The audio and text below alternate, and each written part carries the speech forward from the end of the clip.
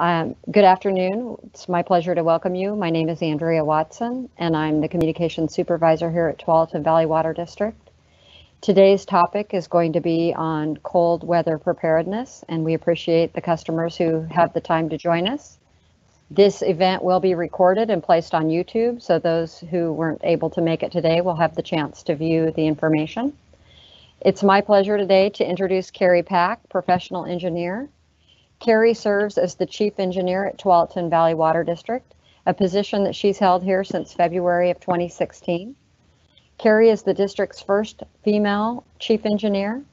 As Chief Engineer, she leads and organizes a team of water professionals who have the responsibility for the core mission, which is to deliver clean and great tasting water to your home and your businesses. She has over 30 years of engineering experience in stormwater, wastewater, and water resources engineering. Her team comprises almost half of the staff who work here at TVWD, and more importantly, Carrie's the mother of 4 wonderful children. In her free time, she enjoys traveling with her family, where she tortures them by stopping for pictures of manhole covers, valve covers, fire hydrants, and other interesting water infrastructure, like a living wall that she found in Paris last year. You're welcome to email her at carrie.pack@tvwd.org for more details, and we did a little video at the beginning of some of her photos, so take it away, Carrie. Thank you, Andrea.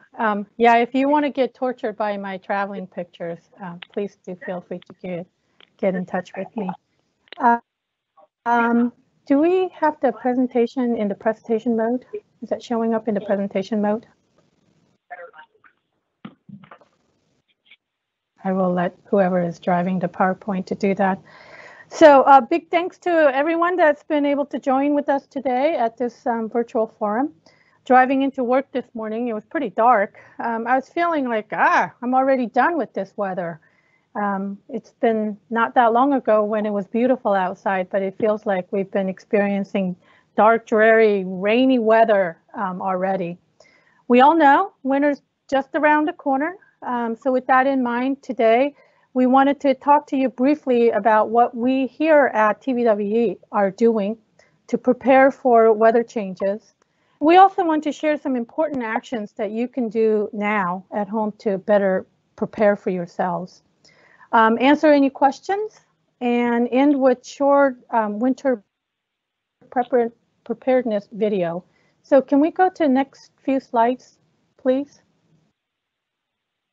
Can somebody tell me it's moving or not? Because I'm still seeing the slides in not presentation mode. Carrie, this is Mike. We'll make sure that I'm working on it right now. Okay. Well, as Mike is working on the slides, I will tell you that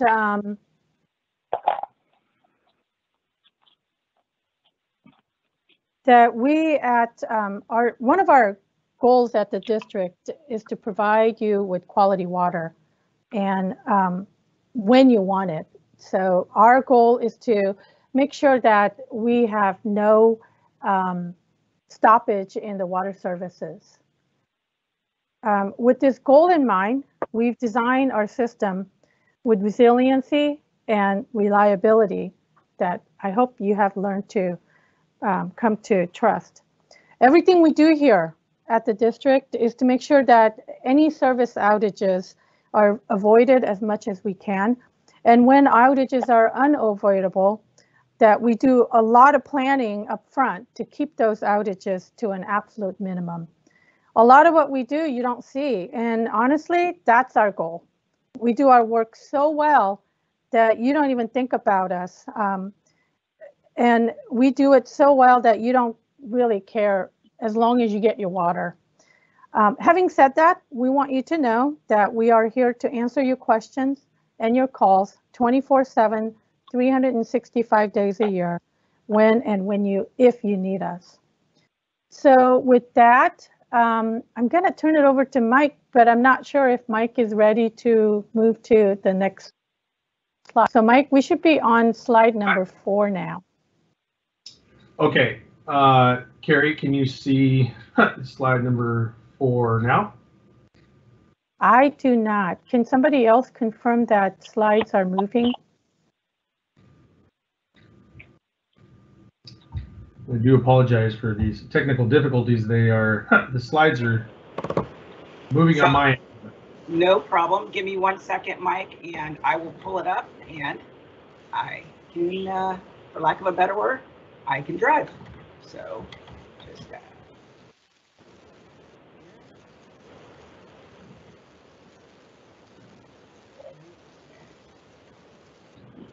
all right. So go for it, Mike. So move forward to slide number 4. And Mike Edian is our field customer services lead, and he's going to cover the rest of your rest of the presentation today, and then we'll take some question and answers at the end of the presentation. All right, thank you so much, Carrie. Can everyone hear me okay? Yes. Okay, and Carrie, I apologize for setting you up for failure there with the slides that were not moving on your end. So I appreciate you trudging through that. As Carrie kind of talked over a little bit about what we do when we prepare for cold weather events. We haven't had very many of these cold weather events lately, but as we work through this, you'll be able to kind of see how these can pertain or adjust in the case of a larger scale event. So just a little bit about myself and the field customer service. We are typically first responders. We handle all the office inquiries, some meter reading issues, and the meter reading aspects of the field. And it's not uncommon for us to work directly with our customers to mitigate any billing issues or make sure that or ensure that all of the equipment in the field as far as metering and the services to the houses are working. So during an event such as a cold water event, we kind of modify our activities. What we do is take away the unnecessary risks involved of going out in the field and meter reading. We will also make sure that we're only adjusting to meet the needs of emergencies at that point. And so, as mentioned, postponing meter reading, it's not just to minimize traffic on the roads and to prevent falls and injuries for our employees, but it's also because it's just if there's ice and snow on the grounds, it can be hard to actually perform the task of meter reading itself. Snow covers the meters, and the ice freezes the metal lids, so it becomes more difficult. And we'll expand a little bit more as I proceed through the slide presentation here. We place de-icer in parking lots and sidewalks, and that's more of a building and grounds type of work that is entailed there, where we want to make sure that because safety is our main priority for our employees here at the district, that they're not slipping. And if we clear out the parking lots, for example, then ice can form on that. So the building and grounds is usually on top of placing de-icer in sidewalks, and then also some of our other locations out within the district. So as stated prior, we prioritize response to our outages. And what we kind of do is we prioritize, well, I want to go back to the meter reading. The reason we also mitigate the meter reading and we don't take that lightly, it's because we read on the average of 107,000 meters every 2 months. So if we are stopping, quitting having to read for a time, that affects our customer bills and creates discrepancies in the future. And we really don't like to do that. And obviously, for obvious reasons, we want to minimize any difficulties with our customers and their accounts. So it's not something that we like to do, but it does happen from time to time. So in our response to our outages, public safety, providing safe, clean water, yes, that's obviously our #1 goal, but the safety for our public is our responsibility as well. And leaks and ice in the roads and sidewalks, this is where we depend on a lot of public information to give us calls. And if you see a wet or icy spot in the middle of an intersection or the road or even on the sidewalk, and that's not normally there, Tualatin Valley Water District is more than happy to take your call and go investigate. And the worst case scenario or the best case scenario is that this is a situation where it's nothing more than groundwater and we can throw a cone on there, or the county can throw a cone on there, and give a sort of heads up, if you will, to the public to keep an eye out and don't, not to slip and fall. If it's in the road, that can obviously cause vehicle issues. So we really rely on that information from our public to be given to us in those situations. No water, and I'm going to call the no water. This is our sort of initial stage 1 phase, where once we start receiving the no water calls, we're aware that there's freezing weather. It's been this way for a couple of days. We start to set up command central, and we'll go into that a little bit in the future presentation. A lot of how we present this or work with this command central is set up more like an EOC nowadays. So it is to keep us informed and let us proceed accordingly as the events transpire. So stage 1, no water, and this is typically where calls start to come in, and unfortunately our customers are not getting water into their faucets. And then of course stage 2, or the final stage, is the burst customer pipes.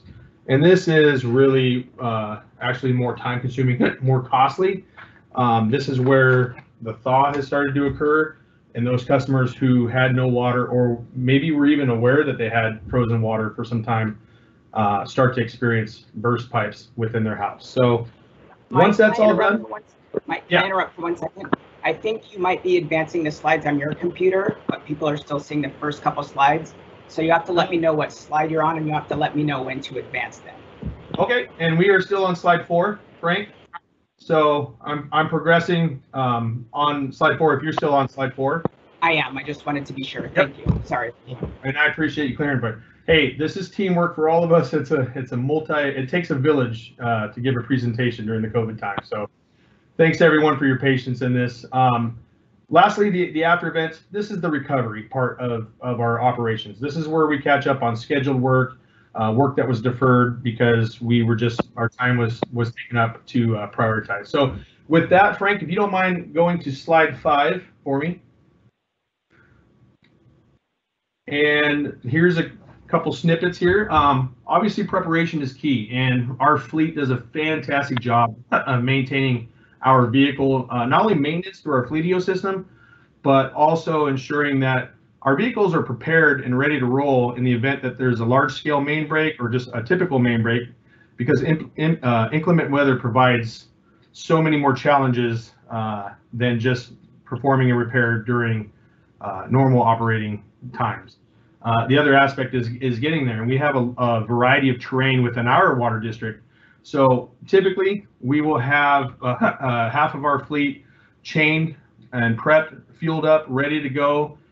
That way, if snow hits in the evening or the next day, we can respond in a timely manner. Extra PPE, it's really just adjusting to the cold weather. And for those who may not be aware, PPE for personal protective equipment, because we do want to maintain a safety aspect for our employees to make sure that they're comfortable and able to perform their jobs efficiently.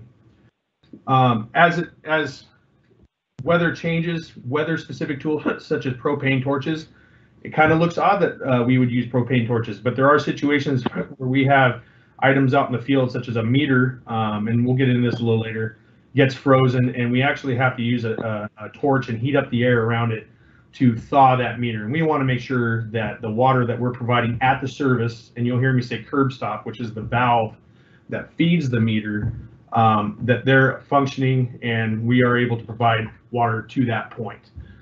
De-icer is we typically at the district use salt around building and grounds to de-ice the facilities once they're scraped and cleaned. And then newspaper, although we don't have as many newspapers nowadays, this is something where we want to create some insulation in our meter boxes to prevent the meter from refreezing. So if we were to go out in the field and de-ice, or I'm sorry, to unthaw a meter that's frozen, we'll typically pack it with newspaper. But this is something where we also like to rely on our public as well to make sure that their meters are insulated. So Frank, if you don't mind, next slide.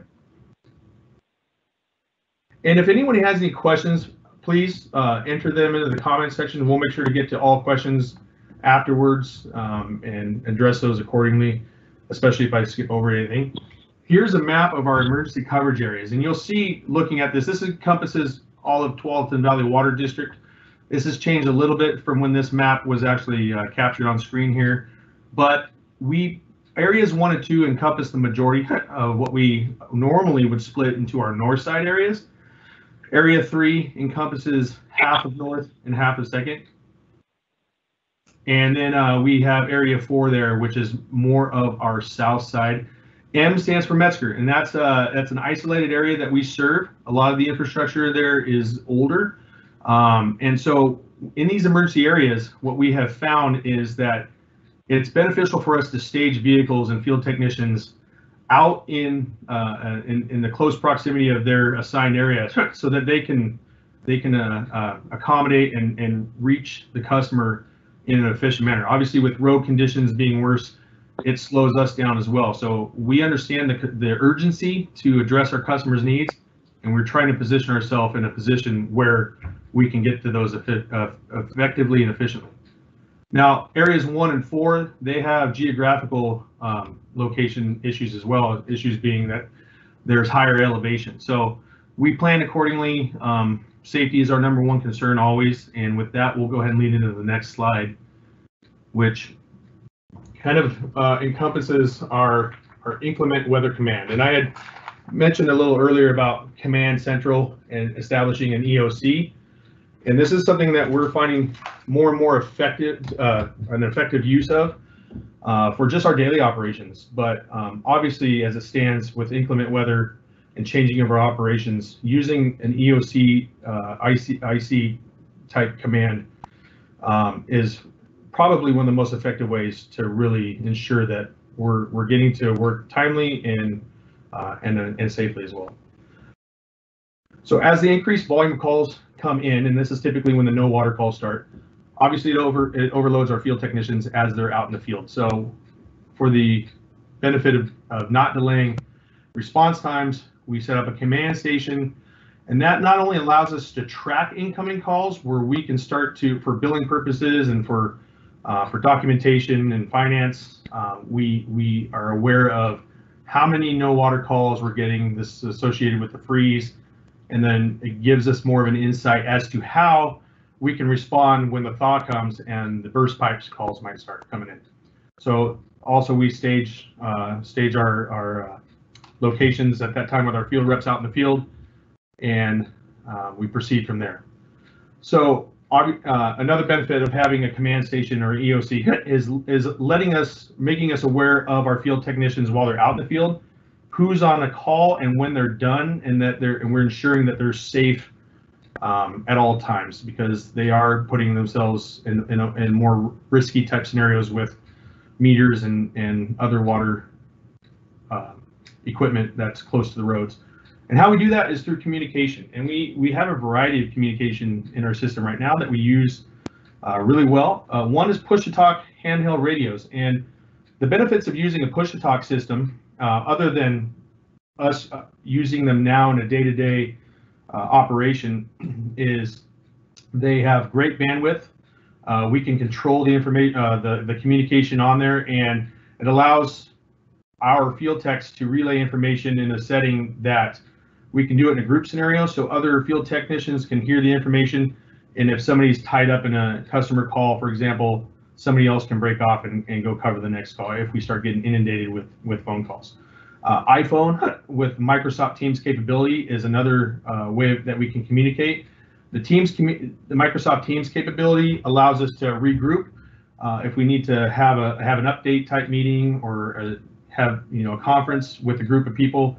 We have that capability with their iPhones, but because of the terrain that we have out in our district, we like to rely on our handheld radios, and then the iPhones for texting and whatnot afterwards.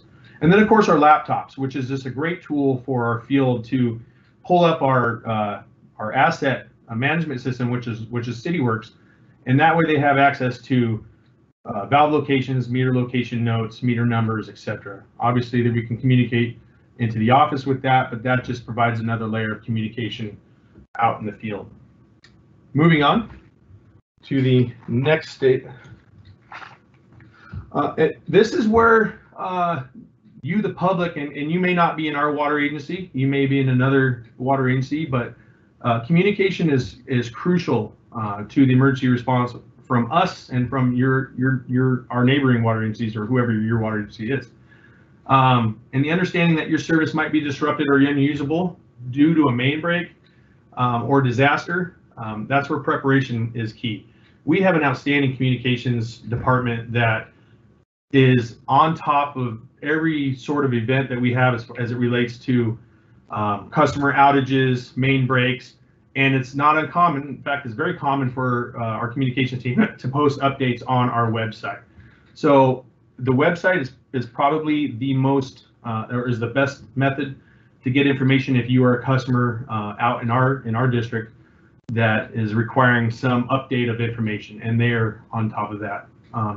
And during a disaster, we realize that other utilities, other government entities and supply chains, they can't provide your water. They may not be able to provide your water to your home all the time. So make sure that you're prepared. This is during an inclement weather type event is not the time to start thinking about increasing the food in your pantry and the water. It's the times like now where we're leading into winter and we want to have those supplies and be flexible in the event that there is a large scale. And as you can see, this relates to larger scale events as well as other than just freeze type situations. And I kind of touched on this in the next bullet point, but our priority is obviously providing safe drinking water to all of our customers. But we have to make sure that our firefighters in the nearby fields are responding to real emergencies, and that we are prioritizing our customers such as hospitals and other emergency response type customers. So we'll go ahead and move on to the next slide, please.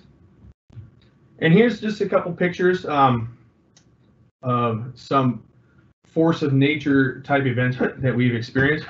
The picture in the upper right was actually a main break that we had within a week's period of time twice in an Oak Hills and 153rd area. And this is really just because of aging infrastructure. And our engineering department has what's called a mains replacement program where they are constantly monitoring the age of our infrastructure, problem areas because of electrolysis or whatever. And we're really on top of how well we can upgrade and upkeep our system. But unfortunately, things happen. And this is a situation where we had main breaks that caused a lot of damage. And in these particular situations with Oak Hills, in both cases, the leaks happened early in the morning and they were back in service before, close to end of business day. So great response there, but pipes break. Disasters happen. We have drought and heat, so we focus on conservation for our customers. And contamination, there's a lot of rules and regs that state that water mains need to be so many feet away from sewer, but there's backflow devices. And if you have an irrigation system, and we'll kind of lead into this a little bit later, irrigation systems are probably one of the most subjected parts of your water system to freeze weather events. As you can see in the bottom, the bottom picture there on the bottom right, that was a homemade backflow system, and it's on the side of a house. So it doesn't fare very well in the times when we have consistent consecutive freezing weather. Fire events, these have a large strain on our system. When those happen and occur and fire departments need to pull off of a hydrant, it really does stress the system. And so there are oftentimes, not always, but sometimes there are breaks that occur after a large scale fire event. So we do our best to always communicate and our planned outages, if they are planned, in the event that there's a main that is not blocked properly or restrained. When we have to shut down an area, there's always a 24 or 48 hour notification on our end, unless it's for an emergency situation, and we have to be flexible in these situations. And we'll move on to the next. Here's a stat of what we provide typically on a daily basis, 21 million gallons to our customers. And these pump stations and reservoirs are spread throughout our district. We have terrain that is changes in elevation significantly in certain parts of our district. So in order for us to accommodate and provide this drinking water effectively, we need to have our pump stations in areas that fill our reservoirs. And then I think we have someone from the water quality on here as well, but if there's any questions about our sampling stations, we do some heavy sampling throughout our district, and that is monitored and done monthly. So with a population that's always growing, we definitely are always expanding and upgrading our water system where we can. And moving on to the next slide. Here are some personal water shutoffs that you may find in your home. And depending on the age of your home and when it was built, you may or may not have some. Now is the time to find out whether or not you think that you have your own personal shutoff valve on your side of the customer line. And these are very typical on a commercial type building, but for your own house, take a look outside. And if you look at the picture on the left, that's a typical hand valve that you may find in your garage. You may find something that leads from underneath the house, and there may be a shutoff valve, but there may not be. This concrete ring or clay pipe to the very right, these are more common that I found within Tualatin Valley Water to be in homes that were built in the 1980s or earlier. Nowadays, you may find a shutoff valve as the middle picture represents more in your garage, but you may not as well. If you are ever having plumbing done in the future and you want to install one, that would probably be a good time. But Tualatin Valley Water District is always more than happy to come out and shut the water in the event that you have an emergency and you need the water shut off. So take a look for yourself, see if you have a shutoff valve when you get home tonight. And now is also the time to see if it works. Because they may not. That picture on the right, that sits in dirt, and if it hasn't been operated for a couple of years, those valves typically seize up. And unfortunately, you don't want to be finding that out in the event that there's a large scale leak going on in your house. So go ahead and we'll move on to the next slide there. Here's a picture of some vents. I talked about a little bit earlier about water meters in boxes. I'll use this as an example. These are vents on the bottom of a house, and this person has blocked them with foam to keep the wind from whipping underneath the house, that cold freezing wind, and that freezing wind will freeze a pipe quicker than anything. It's the same with your water meters. If you have a water meter, the best thing to do during a freeze type event is to keep the lid on the water meter or leave the dirt inside the meter box that kind of acts as an insulation around those meters and prevents them from being frozen at that source. TVWD can't really do much beyond that other than assist you as best we can if something freezes on the customer sideline. But this is a great picture of how wind can actually pretty quickly freeze a line. So we'll move on to the next slide. And here's a hose bin or an outside water faucet. So wind hits these, it freezes, and it starts to freeze in the house, and that's where you can have an issue with your frozen lines. So if you have a valve on the other side, disconnect. Otherwise, cover it up with a hose bib cover. You can find these for cheap at any Home Depot or other type place, or just cover it up with a rag if that's the only scenario you can do.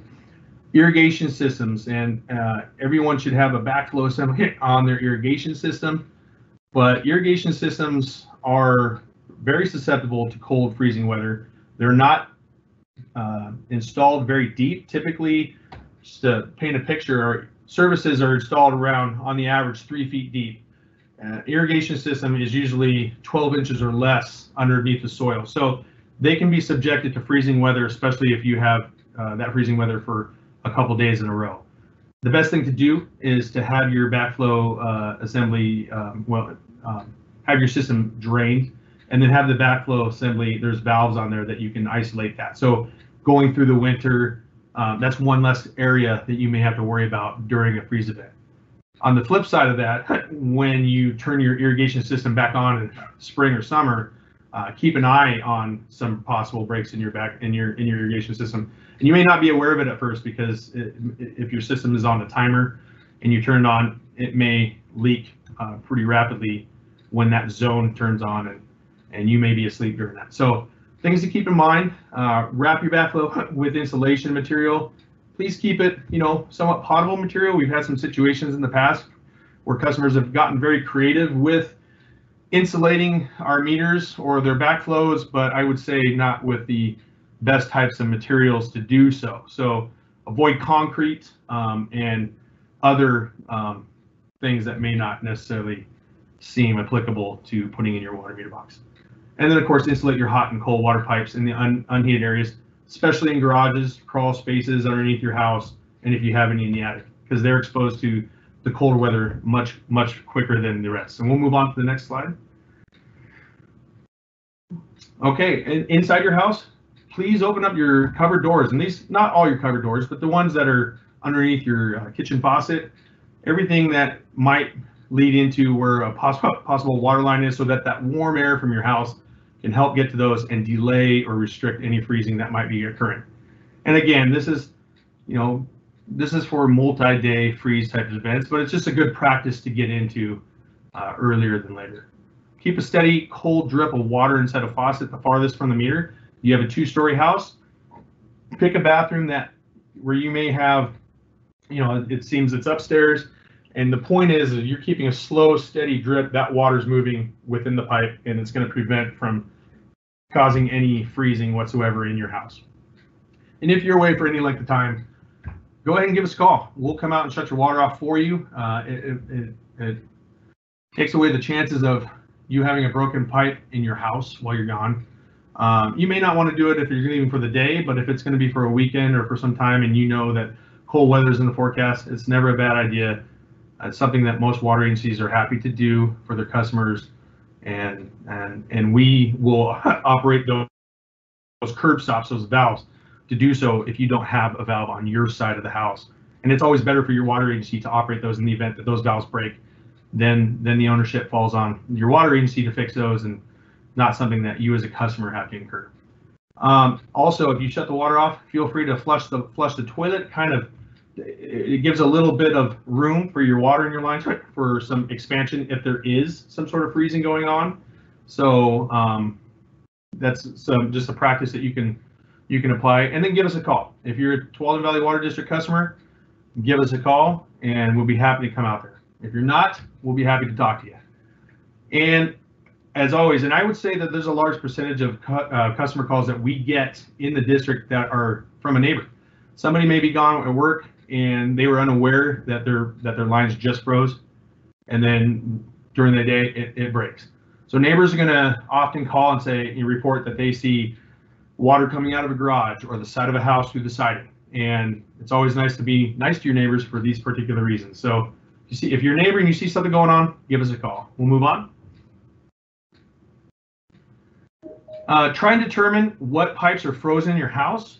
And what I mean by this is if you are suspecting that you have some freezing in your lines, try and find out if it's one faucet or all of the faucets, because that's information that we can use beforehand to try and assist you over the phone before we send out a field technician. Remember, there's always a risk for putting a field tech out in the field, and we want to minimize that as much as possible, but we also understand the needs to help you.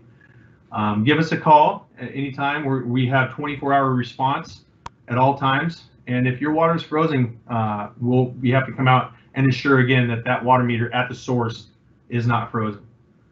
If a pipe is frozen and you know that you have there's no water whatsoever to the house, then safely assume that pipe will be broken and will leak when thawed. Now that doesn't mean that it will, but you want to be prepared in the event that when the thaw starts to happen, that you're ready, and we're ready to have the water off and minimize any sort of destruction in your house, I guess, whatsoever.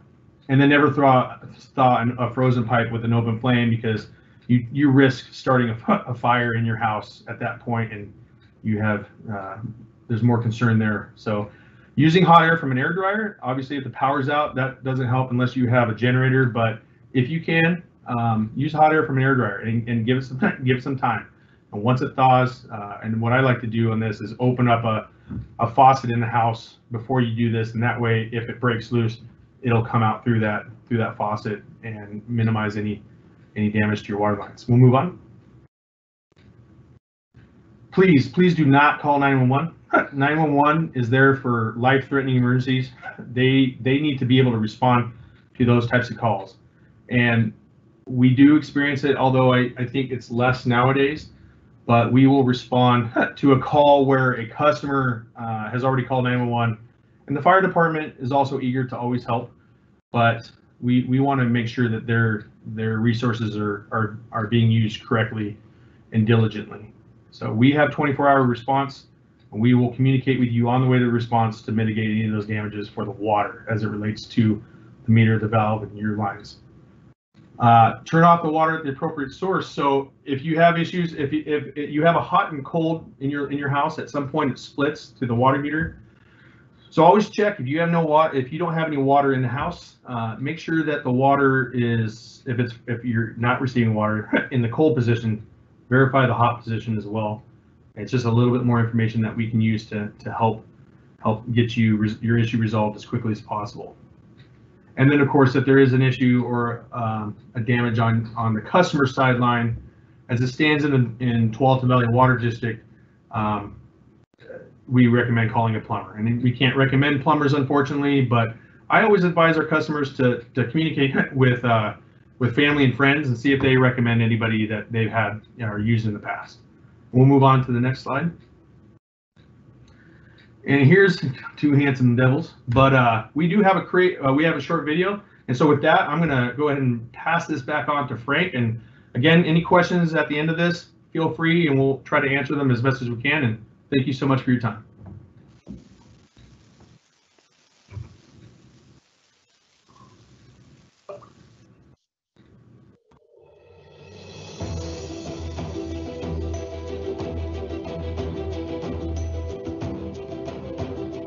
Winter is coming. We know what's coming with it. You need to prepare. Everyone in the house must know how to turn off the water. In our Tualatin Valley Water Kingdom, every customer has a shutoff. Find your shutoff now. Learn how to use it. Winds of winter will freeze your pipes. Close the foundation gates and cover your hose bib. Fortify your castle by insulating pipes in unheated areas. Indoor castle pipes can be warmed by opening cupboard doors. Join me on the Night's Watch. Water can come from anywhere. Be the shield that guards the pipes of the realm. Your watch shall not end until all leaks are reported. For this night and all the nights to come. Winter is coming. Prepare.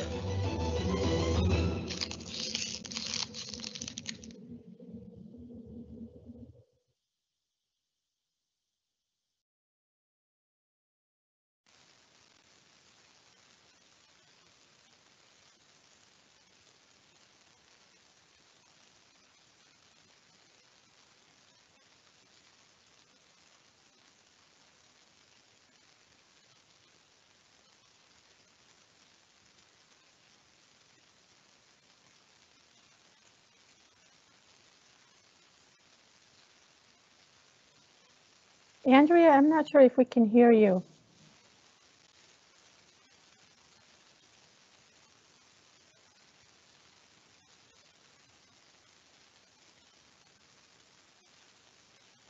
Yeah, I'm not able to hear either, Carrie.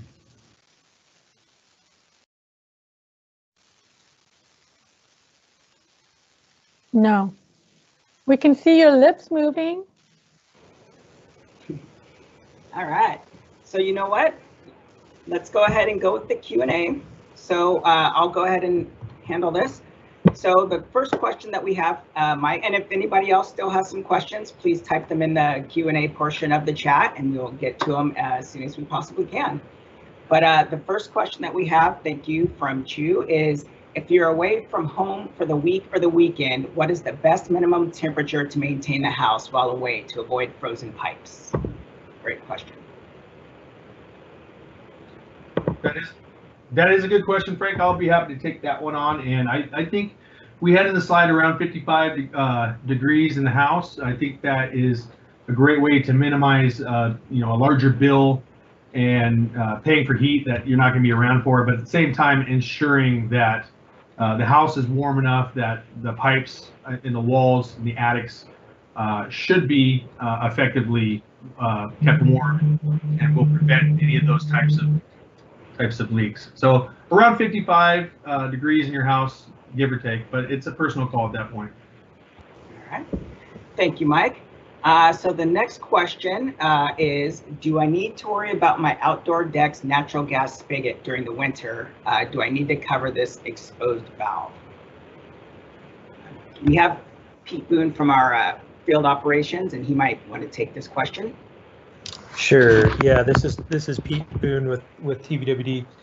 So that is a good question, and Brad, I had to Google it myself, so I wasn't sure. So the best advice I can give you is work with Northwest Natural, your natural gas provider on things like that. But when I did Google it, it sounds like freezing of natural gas meters or your outdoor spigot on your deck is not a big concern like it is with water. So you should be safe there. But your gas utility will be the best source of information for that. So I'm going to try it again. I don't know if we can hear me. We can hear you. Yep. Yay. Thank you, Andrea. I'll let you take over again. I don't know. I think we have some leftover gremlins from Halloween because we've had problems all over the office with our internet today. Sorry about that. Can you, several people have asked about sharing the slides or they needed to jump off early. And we did post a link to our website. There's a page for all this virtual forum information, slides, links to the videos, and other information. We've been doing this since July, so jump on there or just go to our website and type virtual forums.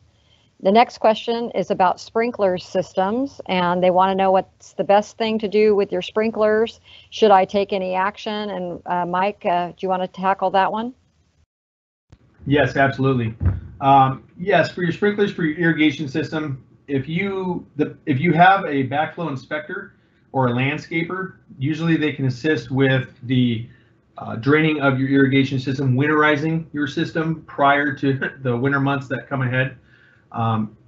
We actually have a conservation field technician for Tualatin Valley Water District, and one of his skills is assisting customers with irrigation systems, not only to ensure that they are watering their lawns while not wasting water, but also on how to drain these. So if you have the ability to drain them yourself, I would suggest that. They are highly susceptible to breaks, and you can do that by draining the system and then isolating that backflow device on your water system. And hopefully that answers your question for you. Again, we got a couple more about finding the information. So if you'll look in the chat, Javier and Holly both asked that question. And then we also have another question in here, and that is, how will we know if our meter is protected properly? Should we be proactively covering our meter, or would we be notified by TVWD that needs to be done? Do you want to tackle that one, Mike? Yes, and by covering the meter, I want to make sure that we're not actually covering access to the meter or the meter box. So please don't cover those with plywood or anything that's going to obstruct our ability to get to the water meter. Leaving the lid on, ensuring that the water lid is on and over the meter, is one of the best ways to ensure that it's insulated. If it has dirt in the meter box, then I would just leave that dirt around that water meter. It's going to protect and insulate all of the infrastructure within that meter box. But if you have newspapers, if you have some sort of foam, really it's the wind that gets to it, and it's pretty common for us to have more issues with meters in newer subdivisions because they've recently been installed, the box is new, and the ground hasn't really had time to kind of fill in, so to speak, with the debris and dirt. So the meters are a little more exposed. So if you can put a towel in there or a blanket, just as long as we can access your valve in the event that there's an emergency, and we don't want to slow down that by digging things out to access that valve, and then also that we can see the water meter register. And we have many customers that they will, during the fall and winter months, they will insulate it with some sort of bubble wrap or newspaper, whatever, and then in the spring they'll take it out. So we won't notify customers beforehand. We deal with the aftermath, but as it is your water line, and we don't want to disrupt your service. So if you can be proactive as a customer, it helps us out as a water district. We have roughly 65,000 meters throughout our district, so it's hard to maintain all of them at once. Okay, and we have another question here. First of all, they're thanking us for having the meeting, and they want to know, for those of us who are not comfortable going into our crawl space or covering the pipes in our garage, is there a service that we can contact who will do this kind of work that we would recommend? Pete, you want that one? Sure, I can take that. So we don't recommend individual contractors, but I do believe there are a number of local outfits that could help with that type of work. So that could be a plumber, that could be a handyman, any of those types of businesses could probably help with those types of things. Okay, and we have another question here. Do you really want to block off the foundation vents in the Pacific Northwest? Freezing pipes seems less likely than mold or mildew. Foundation vents are required by code. Yeah, oh, go ahead. I'm not sure who wants to answer that, so if you could just jump in. Let me take a stab, and then I think Pete or somebody can jump in after me. But I think with the point of emphasis for foaming off or blocking off your vents would just be for the winter months. Obviously, ventilation is key underneath a foundation, so I would block them off in the late fall as freezing temperatures are approaching. It obviously, for here in Oregon, this is how we deal with it. It may vary where you live, but in the springtime, I will take those on or take those off and let that air flow through there. And I know that there are agencies out there that can provide a radon test in the event that your concern for radon is valid, and they can always perform those at scheduled times. I'm sure that's not something that Tualatin Valley Water District will do, but there are agencies out there that will do that. And this is a follow-up question, I think, around the foundation vents. Blocking off the foundation vents could increase radon. And Joel Carey, our Water Resources Division Manager, will add some stuff about the radon. Hi, everybody. Thanks, Andrea. And Mike is correct. There are agencies that will do that testing if you are concerned. And just to highlight the fact that we're not indoor air quality specialists, we're water quality specialists here at the agency and water operations specialists. But in general, that is something that could be a concern, but it's really specific to where you live. I would just encourage folks, if that is a concern you have, to go to OHA, Oregon Health Authority's website about indoor air quality and radon mitigation. So as Mike noted, getting a test is something that's relatively easy and accessible and relatively low cost for good information to get if you're concerned about it. Thank you. Thank you. We got out of order on the questions again. Sorry about that. This is a similar question from Steve to a question that Chu asked earlier. We often travel over the holidays for weeks at a time. What do we need to think about if the home is going to be unoccupied for weeks? Yeah, Steve, great question. These have all been great questions. If you're going to be out of town for a couple weeks, I like to notify my neighbors for other reasons other than freeze events, and also request that your water be shut off. I feel like that is probably your best option. You can have relative ease of mind knowing while you're on vacation that there's a good chance that your lines you won't, if there is a break, it won't be consistently leaking in your house, and that would be the worst case scenario.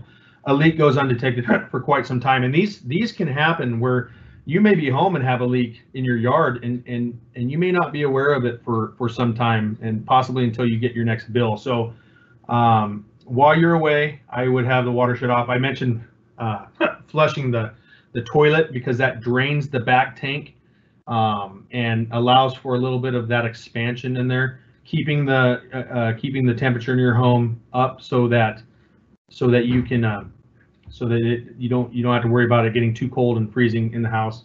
Letting your neighbors know you're going to be gone, and those would be my tips for that. If anyone has anything else, please jump in. Give a couple seconds here in case anybody does want to add to that answer. And also, I do not have a personal emergency water shutoff. My only shutoff valve is at the curb. What wrench do I need to buy for this curb meter? Do you want to handle that, Mike? Yes. So around here we have some home improvement stores, and most of them will offer. I called it the curb stop earlier. That's the valve that is in front of the meter. That's the valve that we shut off if we have to change out meters or shut water off for a customer. And they make a specially designed key that fits over that. So it's a long T. It's usually made out of rebar. You can find them at these local stores that you have.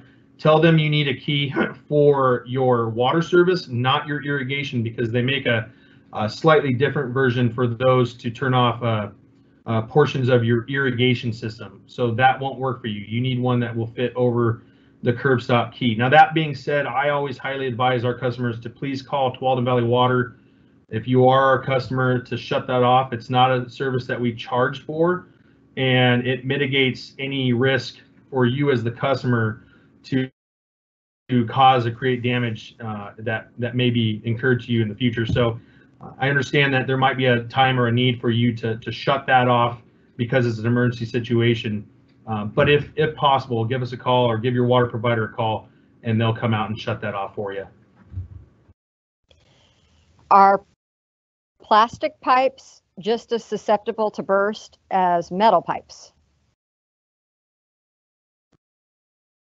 As it pertains to an irrigation system, they're more susceptible, and that's because they're typically not buried as deep. Like I mentioned, about 12 inches or so is on the average the depth that most of these irrigation systems are. So it doesn't take a large scale freeze event to subject them to possible breaks. And as that water freezes and expands, those PVC fittings don't hold up as well.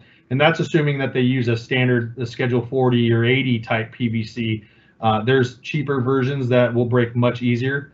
They're a very rigid type of material, so they're subjected to types of strains that maybe metal won't.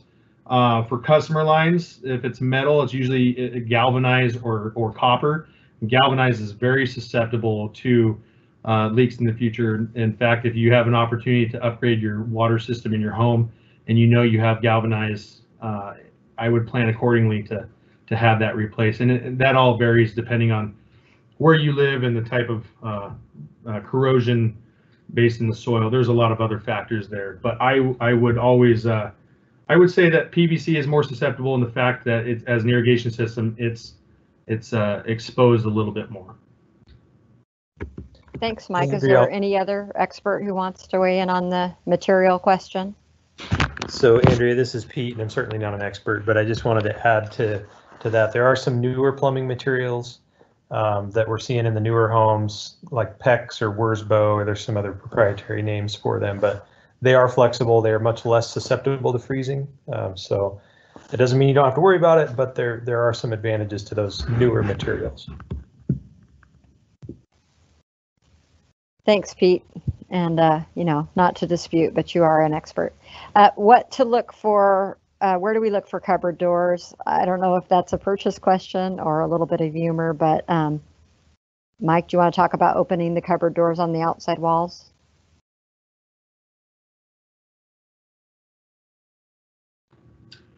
Can you clarify that, Andrea? Oh, the cupboards inside the houses, or? Yeah, it's where to look for cupboard doors. I think just to clarify which doors would need to be opened. I would, if you want to open all your cupboard doors, by all means, open them up.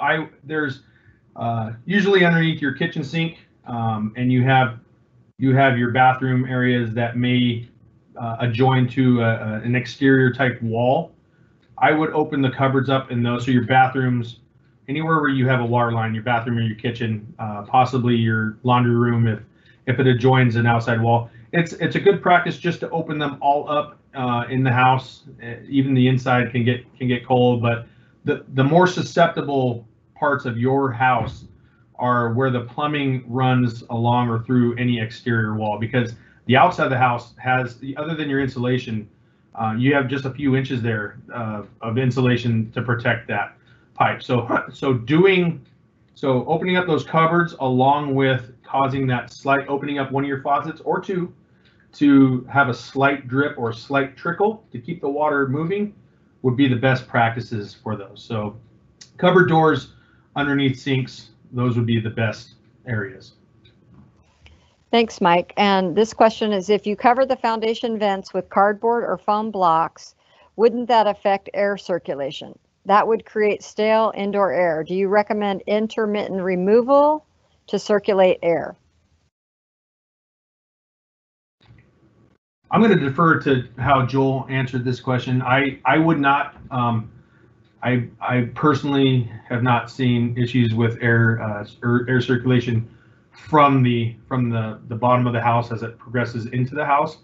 I think that if that's a concern, you always can open windows, and I think you'll have just as much success opening a window in your home and running a fan in your house as opposed to removing the blocks. And it's a little less involved for you. But Joel or Pete, not to put you on the spot, but do you have anything else to add to that?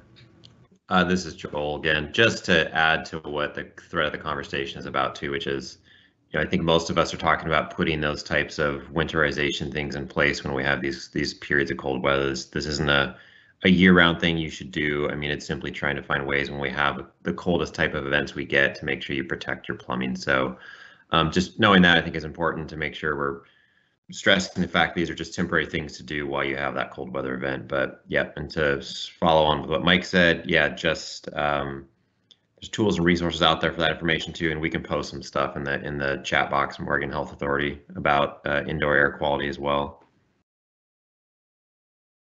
Thank you.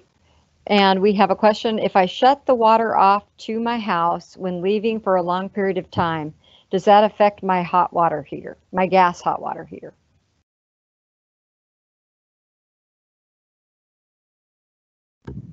So I'll start, and then Mike can jump in. So should not affect that. So if your house is properly plumbed, and there's a couple different types of gas water heaters. So assuming it's you're referring to a tank water heater, if that's operating properly, then no, there shouldn't be any adverse effect.